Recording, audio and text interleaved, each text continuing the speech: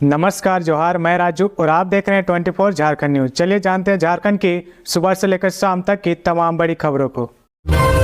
कार्यकाल की चौथी वर्षगांठ पर सीएम हेमंत सोरेन करेंगे 13 योजनाओं की लॉन्चिंग। मुख्यमंत्री हेमंत सोरेन अपने कार्यकाल के 4 साल पूरा होने पर राज्यवासियों को कई सौगात देने जा रही है। कार्यकाल के चौथे वर्षगांठ पर सीएम 13 योजनाओं की लॉन्चिंग करेंगे। सरकार आपके द्वार कार्यक्रम के तहत अबुआ आवास योजना, बिरसा सिंचाई कूप संवर्धन योजना, फूलो झानो आशीर्वाद योजना, साइकिल के लिए डीबीटी, सामुदायिक व व्यक्तिगत वन पट्टा, मुख्यमंत्री रोजगार सृजन योजना, मुख्यमंत्री पशुधन योजना, केसीसी योजना, सर्वजन पेंशन योजना, सावित्रीबाई फुले किशोरी समृद्धि योजना, कंबल योजना, धोती साड़ी लुंगी वितरण योजना, मुख्यमंत्री खाद्य सुरक्षा कार्यक्रम के तहत ग्रीन राशन कार्ड का वितरण किया जाएगा। इसको लेकर सभी जिलों के डीसी को निर्देश भी दे दिया गया है। निर्देश में डीसी को कहा गया कि आपके जिले के लाभुक का चयन कर राज्य स्तरीय कार्यक्रम में उनकी सहभागिता सुनिश्चित करें। 29 दिसंबर को हेमंत सरकार के 4 साल पूरे होने के उपलक्ष्य में सीएम सोरेन कई योजनाओं का शुभारंभ करेंगे।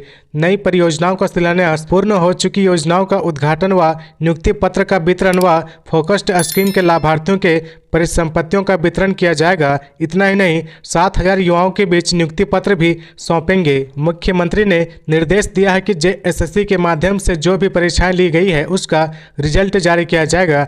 बता दें कि जेएसएससी की ओर से 2023 में 5 परीक्षाएं ली जा चुकी है। इनमें 690 पदों के लिए झारखंड प्रयोगशाला सहायक परीक्षा शामिल है, जिसका परिणाम घोषित किया जा चुका है। 3,120 रिक्त पदों के लिए झारखंड स्नातकोत्तर प्रशिक्षित शिक्षक परीक्षा, 1,562 पदों के लिए झारखंड डिप्लोमा स्तर संयुक्त परीक्षा, 914 पदों के लिए झारखंड नगर पालिका सेवा संवर्ग संयुक्त परीक्षा और 930 खाली पदों के लिए झारखंड औद्योगिक प्रशिक्षण सेवा के लिए परीक्षा ली जा चुकी है, जिनका रिजल्ट अभी जारी नहीं किया गया है। धनबाद जेल में हुई छापेमारी, गैंगस्टर अमन सिंह हत्याकांड मामले में कार्रवाई। धनबाद मंडल कारा में सोमवार को तड़के छापा मारा गया। उपायुक्त वरुण रंजन की अगुवाई में यह कार्रवाई की जा रही है। बताया जा रहा है कि गैंगस्टर अमन सिंह हत्याकांड केस में यह कार्रवाई की जा रही है। डीसी वरुण रंजन की अगुवाई में कई पुलिस और प्रशासनिक पदाधिकारी जेल के भीतर पहुंचकर जांच कर रहे हैं। एसडीएम सहित अन्य पुलिस अधिकारियों के अलावा वहां भारी संख्या में पुलिस के जवान भी मौजूद हैं। गौरतलब है कि इसी महीने जेल के भीतर गैंगस्टर अमन सिंह की हत्या के बाद पुलिस प्रशासन सुरक्षा व्यवस्था को लेकर गंभीर है। हाईकोर्ट ने भी मामले में संज्ञान लिया है। दरअसल गैंगस्टर अमन सिंह की हत्या के बाद यह बड़ा सवाल खड़ा हुआ था कि आखिरकार जेल के भीतर कैसे हथियार पहुंचा, किन लोगों ने जेल के भीतर पिस्टल पहुंचाने में सहायता की है। बता दें कि गैंगस्टर अमन सिंह हत्याकांड की जांच के दौरान पुलिस को जेल परिसर से 2 पिस्तौल मिली थी। इसने जेल के भीतर कैदियों की सुरक्षा पर बड़ा गंभीर प्रश्न खड़ा कर दिया है। इस हत्याकांड के बाद जहां विधि व्यवस्था के मोर्चे पर सरकार सवालों के घेरे में है, तो वहीं झारखंड में जेलों की सुरक्षा पर भी प्रश्न चिन्ह लग गया है। गौरतलब है कि जेल में गैंगस्टर की हत्या के बाद यह परिसर में सुरक्षा व्यवस्था का जायजा लेने के लिए रूटीन जांच भी हो सकता है। मिठाई दुकान में गैस रिसाव से 2 की मौत। पश्चिम बंगाल के वर्धमान जिले के दुर्गापुर में सोमवार की सुबह बड़ा हादसा हुआ है। एक मिठाई की दुकान के स्टोर रूम में एलपीजी गैस रिसाव की चपेट में आने से 2 लोगों की मौत हो गई। वहीं 6 अन्य लोग गंभीर स्थिति में अस्पताल में भर्ती कराया गया है। घटना के बारे में बताया जा रहा है कि रसोई गैस सिलेंडर से गैस रिसाव के कारण हादसा हुआ है। रसोई गैस सिलेंडर दुकान के स्टोर रूम में रखा हुआ था, जहां कई कारीगर सो रहे थे। सोमवार की सुबह 2 कारीगर के शव बरामद किए गए हैं, जबकि 6 अन्य को गंभीर परिस्थिति में अस्पताल में भर्ती कराया गया है। जानकारी के मुताबिक घटना की जानकारी दुकान के एक कारीगर ने ही मालिक मिलन मंडल को दी है। दुकान के गोदाम में 8 कारीगर सो रहे थे। घटना की जानकारी मिलते ही दुकान मालिक मौके पर पहुंचे। उन्होंने पाया कि स्टोर रूम का दरवाजा अंदर से बंद है। बार बार दरवाजा पीटने पर भी कोई प्रतिक्रिया नहीं हो रही है। इसके बाद मालिक ने अपने सहयोगियों की मदद से दरवाजा तोड़ा और पुलिस को सूचित किया। पुलिस की प्रारंभिक जांच से पता चला कि कम हवादार स्टोर रूम में गैस रिसाव दुर्घटना की वजह बनी है। चुनाव आयोग ने दिया निर्देश, जमशेदपुर डीसी मंजूनाथ भजयंत्री सहित करीब 1 दर्जन अफसर बदले जाएंगे। जमशेदपुर डीसी मंजूनाथ भजयंत्री सहित करीब 1 दर्जन आईएएस, आईपीएस अफसर बदलेंगे। चुनाव आयोग ने 3 दिन पहले इस संबंध में राज्य के मुख्य सचिव और मुख्य निर्वाचन अधिकारी को पत्र लिखा है। इसमें ऐसे अधिकारियों का तबादला करने का निर्देश दिया है जो 2.5 साल से अधिक समय से एक ही जगह जमे हुए हैं। उन अफसरों को भी हटाने को कहा जो आयोग की नज़र में दागी है या पहले कभी उन्हें चुनाव कार्य से अलग रखने का निर्देश दिया गया था। इस श्रेणी में मंजूनाथ भजंत्री समेत कई अफसर हैं। आयोग ने कहा कि पिछले चुनाव में जिन अधिकारियों के खिलाफ अनुशासनात्मक कार्रवाई की गई थी वैसे अधिकारियों को भी चुनाव ड्यूटी से दूर रखें। आयोग के पत्र के बाद सरकार ने स्क्रूटनी शुरू कर दी है। आयोग ने कहा कि चुनाव से सीधे तौर पर जुड़ा कोई अफसर अगर अपने गृह जिले में तैनात है तो उन्हें भी 31 जनवरी तक हटाकर सूचित करे। अगर किसी के खिलाफ आपराधिक मामला कोर्ट में लंबित हो तो उन्हें भी ड्यूटी से अलग रखे। खबरों में आगे बढ़ने से पहले अगर अभी तक आपने इस चैनल को सब्सक्राइब नहीं किया तो प्लीज सब्सक्राइब कर ले, जिससे झारखंड की हर छोटी सी बड़ी खबर की अपडेट आप तक पहुंचता रहे। साइकिल चलाकर 9 महीने में कर्नाटक से झारखंड पहुंचे doctor Ashutosh. Doctor Ashutosh cycle चलाकर कर्नाटक से झारखंड बोकारो पहुंचे हैं। इस यात्रा में उनको 9 महीने का समय लगा है।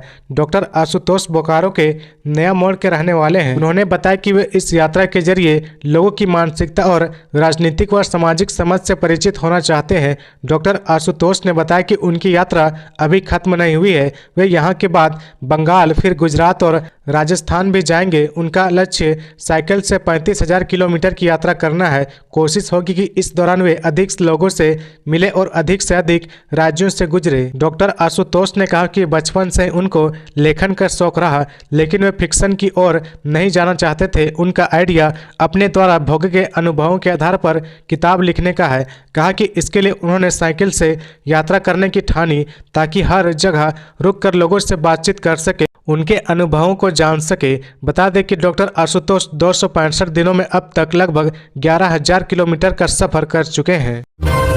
रामलला की प्राण प्रतिष्ठा में धोनी, दीपिका समेत झारखंड से कई गणमान्य लोग होंगे शामिल। अयोध्या में बन रहे राम मंदिर की प्राण प्रतिष्ठा 22 जनवरी 2024 को होने वाली है। इसे लेकर तैयारियां जोरों से जारी है। रामलला के प्राण प्रतिष्ठा में झारखंड से 50 से अधिक संत शामिल होंगे। साथ ही राज्य के कई अन्य हस्तियों को भी निमंत्रण भेजा गया है। इसमें क्रिकेटर और रांची के राजकुमार महेंद्र सिंह धोनी, तीरंदाज दीपिका, पूर्व सांसद कड़िया मुंडा, राज्यसभा के उपसभापति हरिवंश शामिल है। इनके अलावा कई संतों को भी आमंत्रित किया गया है। ये सभी लोग अयोध्या में होने वाले भव्य समारोह के साक्षी बनेंगे। झारखंड से जिन संतों को आमंत्रित किया गया है उनमें सिमडेगा स्थित राम रेखा धाम के अखंड दास, बैद्यनाथ धाम के गुलाबनंद ओझा, ठाकुर अनुकूल चंद आश्रम से मलय सरकार, रिखिया पीठ से स्वामी निरंजनानंद को भी आमंत्रित किया गया है। इसके अलावा भारत सेवाश्रम आश्रम से स्वामी भूतेश नंद, चिन्मय मिशन बोकारो के साध्वी सुचेता, चैतन्य सरायकेला के मृत्युंजय बाबा, गिरिडीह के साध्वी JNU से पढ़ा फिर UPSC की तैयारी की, फेल हुआ तो फर्जी सर्टिफिकेट बनाकर बेचने लगा। इंदौर पुलिस ने शनिवार को रांची के बरियातू हाउसिंग कॉलोनी के फ्लोरा अपार्टमेंट से फर्जी सर्टिफिकेट बनाने वाले एक गिरोह का पर्दाफाश किया है। गिरोह के लोग रांची से अपार्टमेंट में बैठकर देश भर के विश्वविद्यालय के फर्जी सर्टिफिकेट बनाने का काम करते थे। गिरोह में कुल 4 सदस्य हैं। हैरान की बात यह है कि इन चोरों ने अपनी पढ़ाई JNU से पूरी की है। इसके बाद UPSC में भी अपना हाथ आजमाया, लेकिन जब फेल हो गए तो फर्जी सर्टिफिकेट बनाकर बेचने लगे। चारों गिरफ्तार सातिर बिहार के रहने वाले हैं। वहीं गिरोह में बिहार के अलावा झारखंड, मध्य प्रदेश और दिल्ली से 40 से ज़्यादा लोग शामिल हैं, जो अलग अलग विश्वविद्यालय में जाकर विद्यार्थियों को झांसे में लेकर ठगते हैं। पुलिस ने जिस गिरोह को गिरफ्तार किया था उसमें बिहार के पूर्णिया के रहने वाले आर्यन उर्फ मुकेश सिंह और उसका भतीजा अमित कुमार सिंह के अलावा 2 अन्य शामिल है। आर्यन ही इस गिरोह का लीडर है। उसने पुलिस की पूछताछ में कई हैरान करने वाले खुलासे किए हैं। आर्यन ने बताया कि अब तक उन लोगों ने 300 से ज़्यादा विद्यार्थियों को फर्जी सर्टिफिकेट देकर चुना लगाया है। इन लोगों का फर्जी सर्टिफिकेट बनाकर देने की एक फिक्स प्राइस थी, मतलब कि अगर आपको ग्रेजुएशन की डिग्री चाहिए तो उसके लिए 50,000 खर्च करने पड़ेंगे। वहीं अगर मास्टर डिग्री चाहिए तो 1 लाख भुगतान करना होगा। वहीं आर्थिक रूप से कमजोर वर्ग के बच्चों को कम पैसे में भी सर्टिफिकेट दे देते थे। धनबाद के बाद अब साहिबगंज जेल में भी छापा, बाथरूम भी खंगाला गया। धनबाद मंडल कारा के बाद अब साहिबगंज जेल में भी पुलिस ने छापेमारी की है। साहिबगंज डीसी और एसपी के नेतृत्व में सोमवार अहले सुबह भारी संख्या में साहिबगंज मंडल कारा पहुंची पुलिस बल ने छापेमारी अभियान चलाया। करीब 2.5 घंटे तक चले इस छापेमारी में जेल से सभी वार्ड के शौचालय, सुरक्षा कर्मियों के ठिकाने सहित जेल की 4 दीवारी की भी बारीकी से जांच की गई। हालांकि जांच के दौरान कोई आपत्तिजनक चीज बरामद होने की जानकारी नहीं है। सुबह भारी संख्या में पुलिस बल को देखकर जेल में हड़कंप मच गया। सूत्रों से मिली जानकारी के अनुसार कैदियों ने रोजाना मिलने वाले भोजन के मामले में पहले भी कई शिकायत की थी, जिसको लेकर साहिबगंज डीसी के नेतृत्व में छापेमारी अभियान चलाया गया। मौके पर जिला के कई पदाधिकारी व नगर थाना प्रभारी अमित कुमार गुप्ता, जिरवा बाड़ी थाना प्रभारी परनीत पटेल, मुसफिल थाना प्रभारी अनुपम प्रकाश व बोरियो थाना प्रभारी निरंजन कच्छाप समेत भारी संख्या में पुलिस बल मौजूद रहे। बंधु तिर्की ने कहा, डिलिस्टिंग का मुद्दा उठाकर आदिवासियों में जहर घोल रहा जनजाति सुरक्षा मंच। रविवार को रांची में आयोजित डिलिस्टिंग महारैली पर कांग्रेस के कार्यकारी अध्यक्ष बंधु तिर्की ने कहा कि जनजाति सुरक्षा मंच आदिवासियों के बीच सौहार्दपूर्ण संबंधों पर जहर घोल रहा है। बंधु तिर्की ने कहा कि आदिवासी समुदाय के बीच दीवार खड़ी करने की बजाय जनजाति सुरक्षा मंच को जनजातीय समुदाय के हित को लेकर सकारात्मक दृष्टिकोण अपनाना चाहिए। बंधु तिर्की ने कहा कि आदिवासियों के बीच सरना या ईसाई धर्म के आधार पर मतभेद नहीं है, हमारी साझा सांस्कृतिक विरासत है। उन्होंने कहा कि गांव देहात से लेकर शहर तक झारखंड की मौलिक संस्कृति से खिलवाड़ नहीं होना चाहिए। बंधु तिर्की ने कहा कि डिलिस्टिंग महारैली में शामिल हुए पूर्व सांसद कड़िया मुंडा को बताना चाहिए कि उन्होंने जनजातीय समाज के लिए क्या किया है। बंधु तिर्की ने जनजाति सुरक्षा मंच की डिलिस्टिंग महारैली को आगामी आम चुनाव के मद्देनजर ध्रुवीकरण का प्रयास बताया। आरएसएस पर निशाना साधते हुए बंधु तिर्की ने जनजाति सुरक्षा मंच के गठन के पीछे वनवासी कल्याण केंद्र को जिम्मेदार ठहराते हुए कहा कि मोहरावादी मैदान में उठाया गया डिलिस्टिंग का मुद्दा झारखंड में महत्व नहीं रखता। बंधु तिर्की ने कहा कि संविधान धार्मिक स्वतंत्रता का हक देता है। उन्होंने कहा कि किसी दूसरे धर्म में दीक्षित व्यक्ति अपनी संस्कृति से नहीं कट सकता। बंधु तिर्की ने कहा कि आदिवासी समाज सरना धर्म लंबी है और विभिन्न अंतराल पर ईसाई, मुस्लिम या सनातन धर्म अपनाया है। गढ़वा में पुलिस मुठभेड़ में शामिल उग्रवादी गिरफ्तार, राइफल समेत कई संदिग्ध सामान बरामद। गढ़वा जिले के रंका थाना क्षेत्र के ठेंगुरा जंगल में 17 दिसंबर को पुलिस के साथ हुई मुठभेड़ में शामिल जेजेएमपी के एक और उग्रवादी मनोज राम को पुलिस ने शनिवार रात को धर दबोचा है। उसकी निशानदेही पर पुलिस से लूटी गई एक इंसास राइफल के अलावा 315 बोर की 4 राइफल भी बरामद की गई है। मुठभेड़ में शामिल अन्य उग्रवादियों की गिरफ्तारी के लिए पुलिस छापेमारी कर रही है। यह जानकारी रविवार को एसपी दीपक कुमार पांडे ने दी है। एसपी ने बताया कि मुठभेड़ के मामले में जेजेएमपी उग्रवादियों की गिरफ्तारी के लिए छापेमारी दल का गठन किया गया है। टीम ने उग्रवादी मनोज राम को उसके दुर्जन गांव से गिरफ्तार किया है। पूछताछ के बाद उसकी निशानदेही पर छुपा कर रखे हथियारों का जखीरा बरामद किया गया। बरामद किए गए हथियारों में एक इंसास के अलावा इंसास राइफल का एक मैगजीन, 5.66 mm कैलिबर का 6 कारतूस, 315 बोर का 4 राइफल, 315 बोर के राइफल में लगने वाला 4 मैगजीन, 315 बोर का 4 कारतूस और गोली रखने के लिए 2 पाउच शामिल है। मनोज रामकंडा थाना में दर्ज दुष्कर्म के मामले में पहले भी जेल जा चुका है। पलामू और लातेहार जिला अंतर्गत अन्य थाना में दर्ज मामले की जानकारी हासिल की जा रही है। एसपी ने बताया कि गिरफ्तार उग्रवादियों के पास से बरामद किया गया AK-47 और इंसास पुलिस से लूटा गया हथियार है। पुलिस जानकारी एकत्रित कर रही है कि उक्त हथियार पुलिस से कहां लूटे गए थे। संथाल परगना की सीटों पर कांग्रेस की नजर, दुमका देवघर से पहली बार बनाए गए प्रदेश प्रवक्ता। लोकसभा चुनाव से महज 4 महीने पहले कांग्रेस ने प्रदेश स्तर पर संगठनिक फेरबदल कर पार्टी को नया फ्लेवर देने की पहल की है। झारखंड में अभी कांग्रेस के खाते में मात्र लोकसभा सीट चाईबासा है। पिछले लोकसभा चुनाव में कांग्रेस को राज्य के 14 में से 9 सीट हिस्से में मिला था, जिसमें 2 सीट कांग्रेस ने बाबूलाल मरांडी की अगुवाई वाली पार्टी झाविमो को दिया था। अब झारखंड में झाविमो अस्तित्व में नहीं है। बाबूलाल मरांडी भाजपा के प्रदेश अध्यक्ष की कमान संभाल रहे हैं। ऐसे में 2024 के चुनाव में INDI में नई केमिस्ट्री तैयार कर सीटों का बंटवारा है। झाविमो की जगह जदयू की एंट्री हो सकती है। इसके लिए जदयू भी हाथ पैर मारना चालू कर दिया है। बदलते राजनीतिक परिस्थितियों में कांग्रेस ने झारखंड के प्रभारी अविनाश पांडे को यूपी शिफ्ट करते हुए यहां का प्रभारी GA मीर को बनाया है। GA मीर झारखंड के अतिरिक्त पश्चिम बंगाल को भी देखेंगे। सांगठनिक विस्तार में कांग्रेस ने इस 17 प्रदेश प्रवक्ताओं को मनोनीत किया है। इसमें 2 प्रदेश प्रवक्ता संथाल परगना के दुमका और देवघर जिले में भी पहली बार बनाए गए हैं। दुमका से यह जिम्मेदारी कांग्रेस के पूर्व जिला अध्यक्ष श्यामलाल किशोर को सौंपी गई है, जबकि देवघर से राजेंद्र दास को प्रदेश प्रवक्ता बनाया गया है। प्रदेश प्रवक्ता बनाए गए श्यामलाल किशोर सिंह ने कहा कि वह कांग्रेस में NSUI से जुड़े हैं। युवा कांग्रेस जिला कांग्रेस की जिम्मेदारी के बाद अब आला कमान ने प्रदेश स्तर पर जो जिम्मेदारी तय की है उसका वह पूरी निष्ठा से निर्वहन करेंगे। सामूहिक दुष्कर्म के मामले में आदिवासियों ने लगाई महापंचायत। आदिवासी किशोरी से सामूहिक दुष्कर्म के आरोपियों से पैसे लेकर केस मैनेज करने के मामले को लेकर रविवार को हुई आदिवासियों की महापंचायत में जमकर हंगामा हुआ। महापंचायत में आरोप स्वीकार करने के बावजूद आरोपी पूर्व PLB श्रीलाल सोरेन की पैरवी करने वाले 3 झामुमो नेताओं को महापंचायत में शामिल लोगों ने दौड़ा कर पीटा। तीनों ने किसी तरह भागकर जान बचाई। इस हंगामे के कारण महापंचायत दोषी पूर्व PLB को सजा नहीं सुना सकी। सजा के लिए आदिवासियों की फिर से महापंचायत होगी। विदित हो कि रूपन पंचायत के टेसरा टांड मैदान में रविवार को सनोत संथाल समाज के प्रखंड अध्यक्ष संदीप हांसदा के नेतृत्व में आदिवासी समाज के लोगों ने महापंचायत बुलाई थी। आरोप है कि एक आदिवासी किशोरी से दुष्कर्म करने वाले 2 आरोपियों का केस मैनेज करने के लिए 100 जनों से पूर्व PLB श्रीलाल सोरेन ने 5 लाख रुपए लिए थे। जब काम नहीं हुआ तो 100 जनों ने श्रीलाल सोरेन के पिछले दिनों धनबाद में पिटाई की थी। आदिवासी होकर दुष्कर्म पीड़ित आदिवासी किशोरी का केस मैनेज करने के नाम पर पैसे लेने से आदिवासी समाज श्रीलाल सोरेन पर भड़का हुआ था।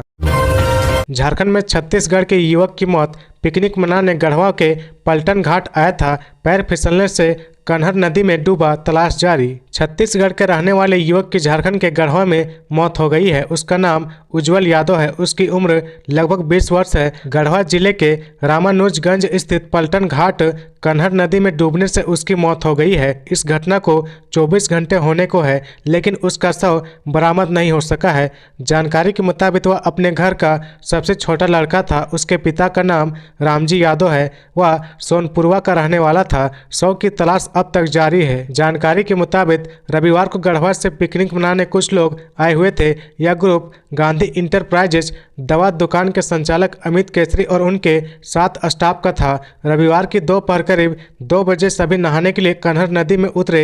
इसी दौरान उज्जवल का पैर फिसल गया और वह गहराई में डूबने लगा। उज्जवल अमित केसरी की दवा दुकान में कंप्यूटर ऑपरेटर का काम करता था। जानकारी के अनुसार उज्जवल को डूबता देख उसे बचाने के लिए उसका साथी राज सिंह भी नदी में कूद गया, लेकिन वह भी तैरना नहीं जानता था। वह भी पानी में डूबने लगा। यह देख पिकनिक मनाने पहुंचे स्थानीय कुछ लोग दौड़कर वहां पहुंचे और राज सिंह को तत्काल बाहर निकाला गया। इस दौरान उज्जवल को बचाया नहीं जा सका। पर्यटक के डूबने की जानकारी मिलने के 2.5 घंटे बाद सेना की गोताखोर टीम करीब 4:30 बजे पलटन घाट पहुंची। गोताखोरों द्वारा डूबे युवक की खोजबीन की गई, लेकिन रविवार को सफलता नहीं मिली। अब घटना को 24 घंटे होने को है, इसके बाद भी उसका कहीं पता नहीं मिल सका है। इसी जगह पर पहले भी वहां डूबने से मौत की घटना हो चुकी है। उसके बाद भी पलटन घाट पर अब तक सुरक्षा संबंधित चेतावनी बोर्ड नहीं लगा है। FIH हॉकी ओलंपिक क्वालीफायर के रांची में होंगे मैच। भारत का पहला मुकाबला इस टीम से होगा। राजधानी रांची को FIH महिला हॉकी ओलंपिक क्वालीफायर 2024 की मेजबानी मिली है। 13 से 19 जनवरी 2020 तक मारंगगोम के जयपाल सिंह मुंडा हॉकी स्टेडियम खिलाड़ियों से गुलजार रहेगा।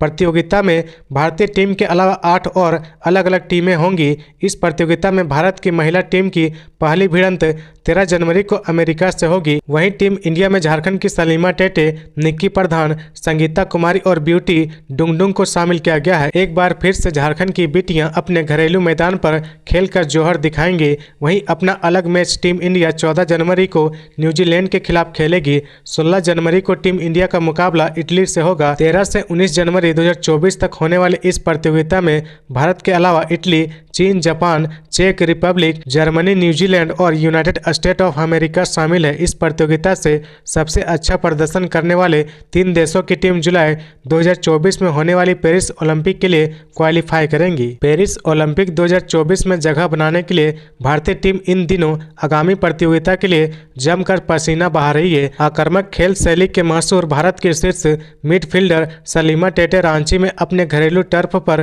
खेलने के लिए उत्साहित है। सलीमा टेटे ने मीडिया से बातचीत के दौरान कहा कि रांची लौटना हमेशा एक घर वापसी जैसा लगता है। यह शहर मेरे दिल में एक विशेष स्थान रखता है। यहीं पर हॉकी के प्रति मेरा प्यार विकसित हुआ और जहां मैंने अपने कौशल को निखारा। यहां पर संशकों का समर्थन और ऊर्जा जबरदस्त है। उनका उत्साह मैदान पर हमारे दृढ़ संकल्प को बढ़ावा देता है। तो ये थी आज की झारखंड की टॉप बड़ी खबरें। इसी तरह झारखंड की हर छोटी सी बड़ी खबर देखने के लिए आप हमारे चैनल 24 झारखंड न्यूज को सब्सक्राइब करके बेल आइकन प्रेस कर ले, जिससे झारखंड की हर छोटी सी बड़ी खबर की अपडेट आप तक पहुंचता रहे। तो आज के लिए बस इतना ही। हमें दीजिए इजाजत, फिर मिलते हैं नेक्स्ट न्यूज में।